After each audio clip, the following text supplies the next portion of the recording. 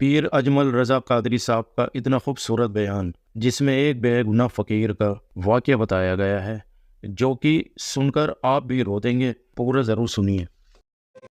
حضرت مرزا مظہر جانا فرماتے ہیں کہ بارش ہوئی تھی تازی دلی میں تازی بارش ہوئی تھی۔ ایک بابا لکڑی کے جوتے پہنے ہیں، کھڑا ہوں، اللہ اللہ اللہ، اسی کسے دے کچھ بھی نہیں لگ دے، نہ کوئی ساڈا دردی۔ بابا مست ہو کے جا رہا ہے، اللہ اللہ کرتا جا رہا ہے۔ ایک طوائف اپنے کوٹھے سے اتر کے تو سیڑھیوں پہ بیٹھی تھی، ساتھ اس کا یار بھی بیٹھا تھا۔ بابا اپنی مستی میں جا رہا ہے تو بابا جی کے پیروں سے کچھ مٹی اڑی تو اس عورت کے کپڑوں پہ پڑ گئی، پرواہ ہی نہیں، بزرگ گزر رہے۔ وہ یار اس کا دوڑا ہوا آیا، اس نے آ کے تھپڑ مارا، کا خیال نہیں سارے اس کے کپڑے آلودہ کر دیے، تو کدھر تیرا دماغ نہیں ٹھیک؟ بابا نے نظر اٹھائی، کہا بیٹے میں نے دیکھا نہیں، چل اللہ تیرا بھلا کرے، تو نے بدلہ لے لیا۔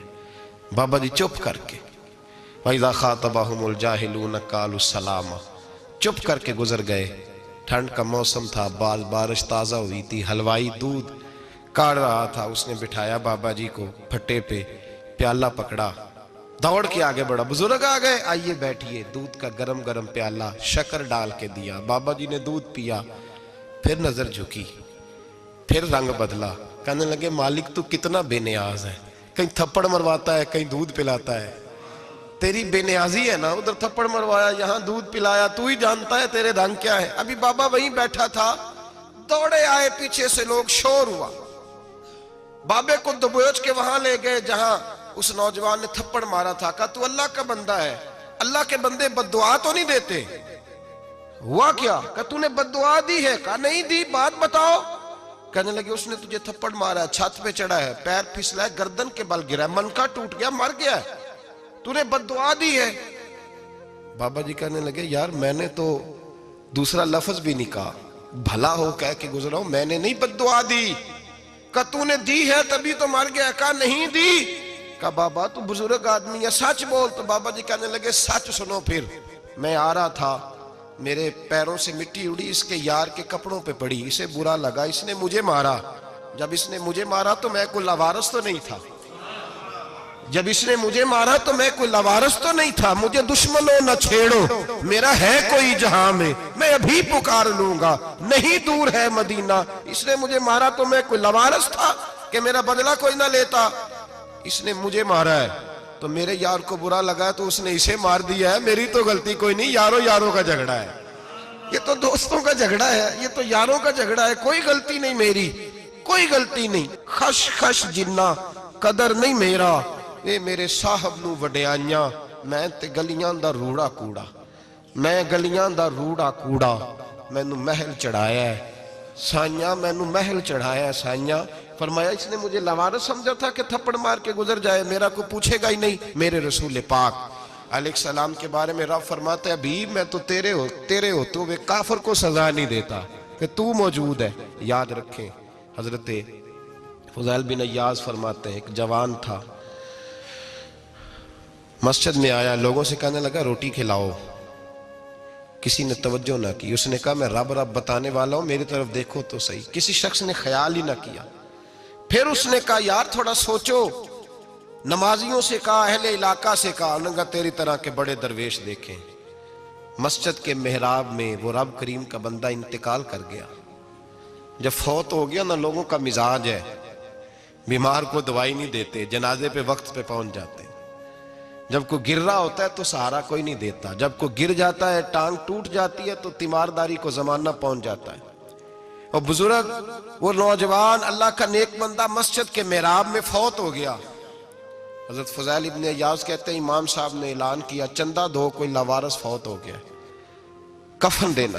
چندہ کٹھا ہوا، کفن خریدا، جنازہ پڑا، عشاء کے بعد دفن کر کے آئے۔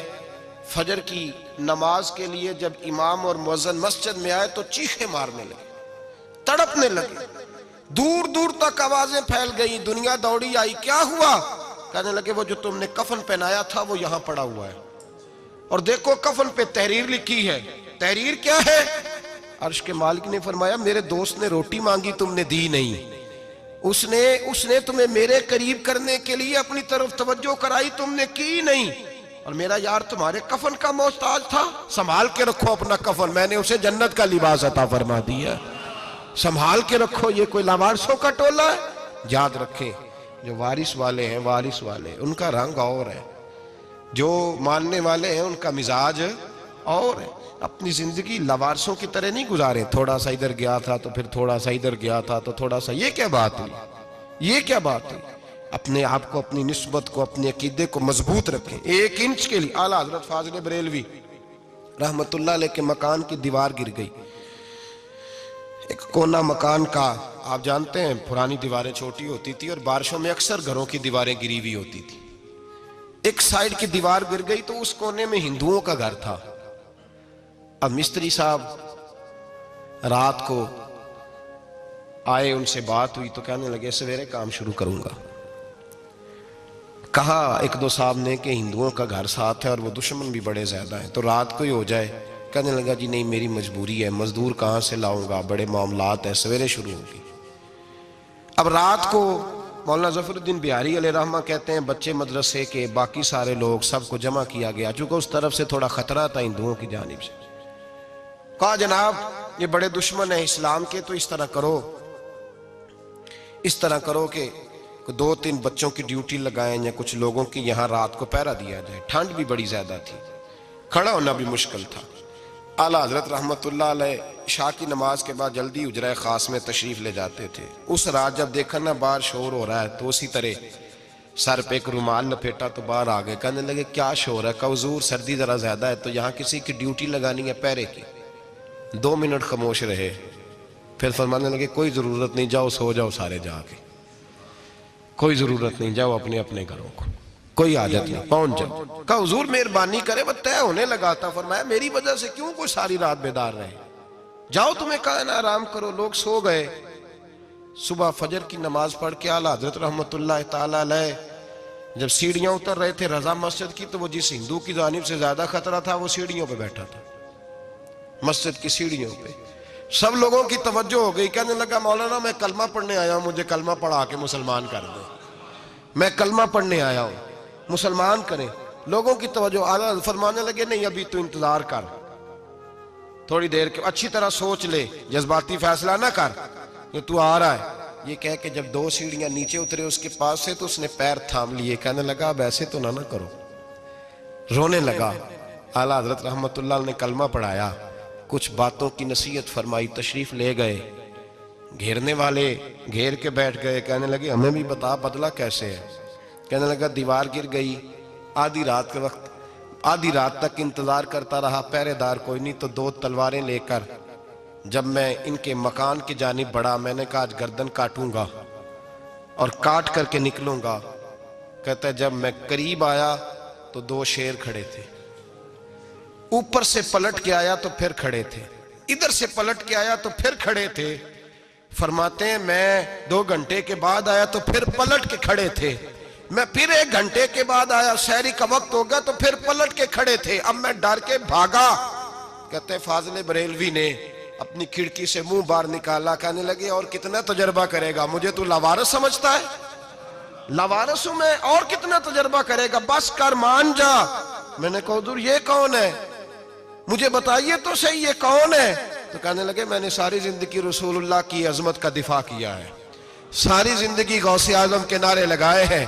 अभी तो ये मदद सिर्फ गौस पाक जैलानी की भेजी हुई है, अभी तो गौसे आजम की भेजी हुई मदद है। मौला अली अभी पीछे हैं, 2 जहां के महबूब अभी इससे पीछे हैं, वो तो अभी पीछे हैं, पीछे खड़े हैं कि जरूरत पड़ी तो हम भी तैयार बैठे हैं। ओ भाई आज रिवाज हो गया, रिवाज। मैंने 2-4 दिन पहले भी कहा था, लोग कहते हैं नहीं कोई नहीं जरूरत, सामने सारा कुछ नजर आ रहा है। ओ खुदा के बंदो याद रखो, निस्बत है बड़ी चीज, जाने तगो दो में। अगर किसी को निस्बत मुयस्सर आ गई ना, निस्बत, खाली दामन ही मिल गया, तेरे हाथ में कुछ है तो होनी चाहिए ना, खाली दामन ही तुझे किसी का मुयस्सर आ गया तो तू बच गया।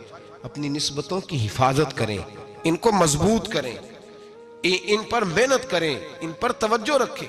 ये निस्बत जो होती है ना, निस्बत, ये देखे ना, एक गत्ता है عام کتاب کو لگا ہوا ہے تو جہاں مرضی رکھ دو، اس کی کوئی قدر نہیں، لیکن جو گتا قرآن مجید کو لگ گیا ہے اس کو بغیر وضو چھونا جائز ہے۔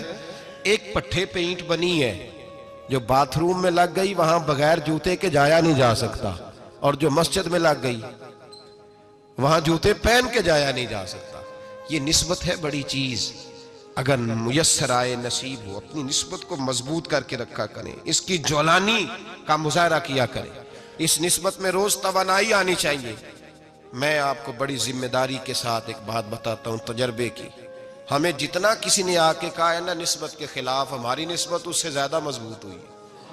ہمیں جتنا کسی نے آ کے کہا ہے نا جی آپ کو کیا ملا، آپ کو کیا ملا، تو ہم نے اتنا کہا یار جیسے جیسے تو کہتا جاتا ہے ہماری تو نسبت میں اضافہ ہوتا جاتا ہے، ہمارا تو مزاج بدلتا جاتا ہے، روز ایک نیا پردہ کھلتا ہے، روز ایک نیا رنگ واضح ہوتا ہے، روز ایک نئی توانائی۔ ابھی تھوڑے دن کی بات ہے، ایک مولانا شرف الدین صاحب ہے، مفتی صاحب، میرے حضرت صاحب کے مرید ہوئے، مفتی تھے، عالم آدمی تھے، سرکار تاج الشریعہ، ہمارے شیخ سے بیعت کی۔ اب ہمارے حضرت صاحب کا اس وقت حال وہی ہے، وَرَأَيْتَ النَّاسَ يَدْخُلُونَ فِي دِينِ اللَّهِ أَفْوَاجًا، اب فوجوں کی فوجیں لوگ آتے ہیں۔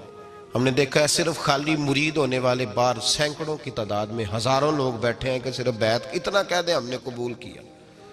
اس عالم میں اور جہاں حضرت صاحب کا اعلان ہو جائے کہ تشریف لا رہے ہیں، وہاں لاکھوں کا مجمع جمع ہو جاتا ہے اور ایک جھلک دیکھنے کو لوگ ترستے رہتے ہیں۔ یہ کیفیت ہم نے دیکھی، وہ دور گزر گیا، کبھی ایسا بھی ہوتا تھا ایک میں ہوتا تھا، ایک تو ہوتا تھا، اور تیسری تنہائی ہوتی تھی۔ وہ دور بیت جاتا ہے، وہ لمحے کسی کسی کو نصیب آتے ہیں۔ حضرت کا وہ مولانا شرف الدین صاحب کہتے ہیں مرید ہوا، تو مرید ہوا مجمع میں، رسی حضرت پھینکتے ہیں یا چادر پھینکتے ہیں تو پکڑ کے مرید ہوا، تو ساتھ ساتھ اور چادریں باندھی تھی، لوگوں نے پکڑی ہوئی تھی۔ ایک مولانا، میں جب بیعت ہو کے آیا ان کو بتایا تو مجھے کہنے لگے یار تو ایسی جگہ مرید ہو گیا جو تیری بات بھی نہ سن سکیں، جن کو تو دکھڑا بھی نہ سنا سکے، جو مصروف ہی بڑے رہتے ہیں، کہاں مرید ہو گیا تو؟ ایسے پیر کا بیعت ہوتا جہاں تو جاتا وہ تیرے پاس آتے، گفتگو ہوتی، بات چیت ہوتی۔ کہتے جب انہوں نے مجھے بہت زیادہ قائل کیا نا، بہت زیادہ، تو میں نے ارادہ کر لیا، میں نے کہا بات ٹھیک ہے، بیعت کہیں اور ہونا چاہیے تھا۔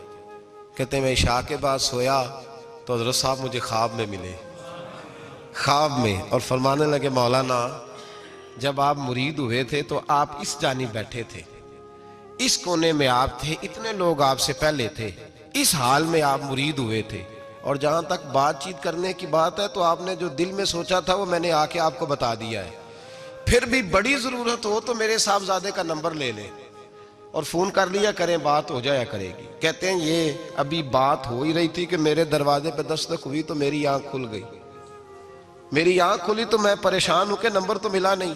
ایک انجینئر صاحب میرے محلے میں رہتے تھے، فرماتے ہیں وہ شام کو میرے پاس آئے اور کہنے لگے مولانا سنا ہے آپ حضرت مفتی اختر رضا صاحب سے مرید ہو گئے؟ میں نے کہا ہاں، تو کہنے لگے میں ان کے مدرسے میں کام کر کے آئے ہوں، میرے پاس ان کے بیٹے کا نمبر ہے، چاہیے آپ کو؟ نمبر ہے چاہیے؟ کہتے ہیں نمبر مجھے وہ شام کو گھر آ کے دے گئے۔ اب جب میں آستانہ نور پہ بریلی شریف ملنے کے لیے حاضر ہوا تو میرے دل میں خیال آیا، جب میں اندر گیا نا تو میرے دل میں خیال آیا حضور خواب جو آئی تھی اتنی بھی جلدی کیا ہے، ذرا ٹھہر جائیے، آپ ملے جو تھے تو صاحب نمبر بھی دے ہی جاتے۔ میرے دل میں خیال آیا تو السلام علیکم کے بعد حضرت کہنے لگے مولانا مجھے تو جلدی کوئی نہیں تھی، آپ کے دروازے پہ دستک ہو گئی تھی، مجھے تو کوئی جلدی نہیں تھی، آپ کا دروازہ بجنے لگا تھا، مجھے تو جلدی کوئی نہیں تھی لوٹنے کی، ہر مشکل دی کنجی یارو ہاتھ مرداں دے آئی، اور مرد نظر کرے جس ویلے مشکل رہے نہ کائی۔ بس لوگوں یہ یاد رکھو اور اس پہ عمل کرو، اپنی نسبتوں کو مضبوط کریں۔ ہمارا تو جیسے دن کا اجالا چمکتا ہے نا، چمکتا ہے دل کا اجالا، جیسے نیا دن چڑھتا ہے ہمارے لیے تو ایک نئی روشنی لے کے آتا ہے۔ اپنے آپ کو بیدار رکھیں۔ سورج اگر باہر پورا نکل آئے نا تو جو آدمی آنکھیں زور سے بند کر لے اسے کوئی شے نظر نہیں آتی، پورا سورج نکلا ہوا بھی ہو، سورج اسے نظر آئے گا جس کی اپنی آنکھیں بھی کھلی ہوں گی۔ تو آنکھیں ہی نہیں کھول رہے، تو آنکھیں ہی نہیں کھول رہے، آنکھیں